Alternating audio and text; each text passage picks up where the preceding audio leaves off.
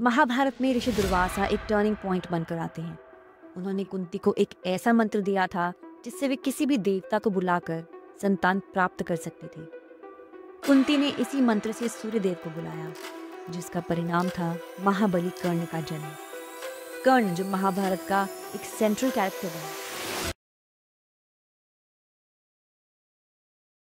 नमस्कार व्यूअर्स, आज हम आपको एक ऐसे ऋषि की कहानी सुनाने जा रहे हैं जिनका नाम सुनते ही देवता तक कांप जाते हैं। एक ऐसे तपस्वी जिनके क्रोध में थी दिव्य शक्ति का प्रकोप और जिनकी कृपा में था मोक्ष का मार्ग। ये कहानी है ऋषि दुर्वासा की, एक ऐसे महर्षि जो भगवान शिव के रूप थे, लेकिन जिनका स्वभाव था अत्यंत कठोर। तो चलिए चलते हैं उनके जीवन के मिस्टीरियस पहलुओं की तरफ, जिनमें छुपी हैं रहस्यमयी गाथाएं, भक्ति, त्याग और अप्रतिम शक्तियों की अनुभूति। ऋषि दुर्वासा का जन्म हुआ था महर्षि अत्रि और माता अनुसुया के घर, लेकिन कुछ कथाओं के अनुसार उनका जन्म भगवान शिव के क्रोध से हुआ था। इसीलिए उनका स्वभाव भी उनकी उत्पत्ति की ही तरह क्रोध से भरा हुआ था। शिव पुराण के अनुसार एक बार शिव जी और ब्रह्मा जी में विवाद छिड़ गया। वो विवाद इतना खिंच गया कि शिव जी को बहुत क्रोध आया। भगवान शिव का इतना इंटेंस एंगर देखकर पार्वती जी ने उस एंगर को अनुसुया माता के गर्भ में स्थापित कर दिया, जिसके बाद जन्म हुआ ऋषि दुर्वासा का। दुर्वासा का अर्थ ही होता है जो साथ रहने में कठिन हो।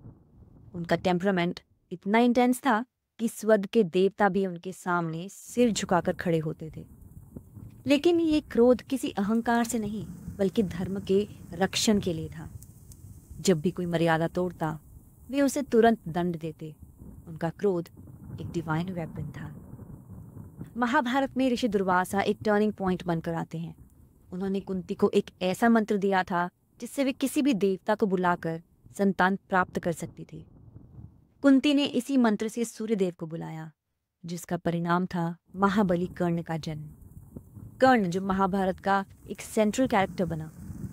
इसके अलावा ऋषि दुर्वासा ने श्री कृष्ण को एक ऐसा वरदान दिया था जिससे उनका शरीर अमर हो गया था। कृष्ण के शरीर का हर अंग अस्पर्श्य और आघात से रहित हो गया, सिर्फ उनके चरण छूट गए थे।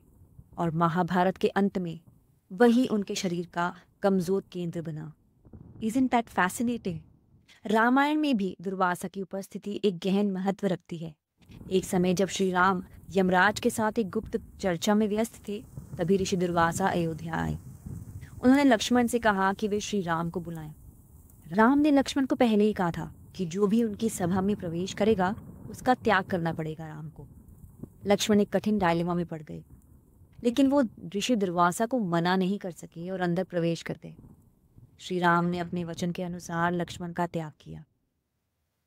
सोचिए, एक ऐसे ऋषि जिनके आगमन से मर्यादा पुरुषोत्तम राम को भी अपने प्रिय भाई से विच्छेद करना पड़ा। ऋषि दुर्वासा के श्राप और आशीर्वाद दोनों ही अत्यंत प्रभावशाली थे। एक बार राजा अम्बरीश ने उनकी आज्ञा के बिना प्रसाद ग्रहण कर लिया। दुर्वासा जी क्रोधित हो गए और एक भयानक राक्षस को उनके ऊपर छोड़ दिया। तब भगवान विष्णु ने अपने सुदर्शन चक्र से अम्बरीश की रक्षा की और चक्र ने दुर्वासा का पीछा करना शुरू कर दिया। दुर्वासा ने सब जगह शरण मांगी, लेकिन अंत में जब वे विष्णु के पास गए तो भगवान विष्णु ने कहा, मैं अपने भक्त के वश में हूँ, तुम्हें अम्बरीश से ही क्षमा मांगनी पड़ेगी। ये कथा एक स्पिरिचुअल ट्रूथ को प्रस्तुत करती है। भक्ति की शक्ति देवताओं से भी बढ़कर होती है। एक और गहन और इमोशनल कथा है दुर्वासा और उनकी पत्नी कंदाली की। दुर्वासा ने अपने ससुर से वचन दिया था कि वे अपनी पत्नी के 100 गलतियों को माफ करेंगे। कंदली ने 99 गलतियां की और सब बार ऋषि दुर्वासा ने क्रोध को दबा लिया। लेकिन जब 100वीं गलती हुई, तब दुर्वासा का पेशेंस टूट गया। उन्होंने कंदली को तुरंत श्राप दे दिया। उसके बाद से जब भी वो बैठकर अपनी वचन याद करते थे, तब उनकी आंखों से आंसू गिरते थे। ये कथा हमें बताती है एंगर कितना पावरफुल है और पेशेंस कितना मौलिक। आज भी ऋषि दुर्वासा की कहानियां रेलेवेंट हैं। उनका जीवन हमें सिखाता है कि क्रोध भी एक डिवाइन शक्ति हो सकता है, अगर उसका प्रयोग नियम और मर्यादा के लिए किया जाए। वो हमेशा धर्म के पाथिक रहे और उनका ईच एक्ट एक स्पिरिचुअल लेसन था। आज के युग में जब हर व्यक्ति इंस्टेंट रिएक्शन करता है, दुर्वासा का जीवन हमें सेल्फ कंट्रोल का महत्व समझाता है।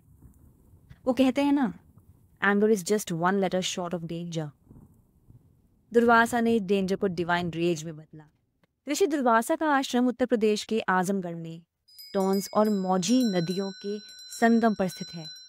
ये स्थान आज भी एक पवित्र तीर्थ के रूप में जाना जाता है। हरियाणा के पलवल जिले के आली ब्राह्मण गांव में उनका एक प्रसिद्ध मंदिर है, जहां लोग उनकी पूजा करने आते हैं और उनके आशीर्वाद से अपने क्रोध, तनाव और मन की अशांति को दूर करते हैं।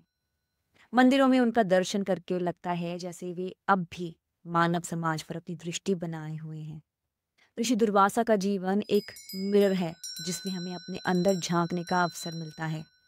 उन्होंने हमें बताया कि क्रोध, एंगर एक नेचुरल भाव है, लेकिन उसका नियंत्रण और प्रयोग ही हमें महान बनाता है।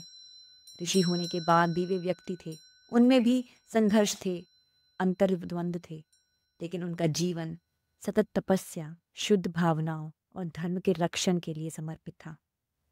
आज भी उनकी कहानियां हमें इंस्पिरेशन देती हैं कि हम अपने जीवन में कैसा बैलेंस ला सकते हैं ड्यूटी और इमोशन के बीच। तो व्यूअर्स, ऋषि दुर्वासा की ये गहन और अद्भुत यात्रा यहीं समाप्त होती है। उनका जीवन सिर्फ कहानियों का संग्रह नहीं है, बल्कि एक ऐसी शिक्षा है जो हर युग में मेंशन्ड है।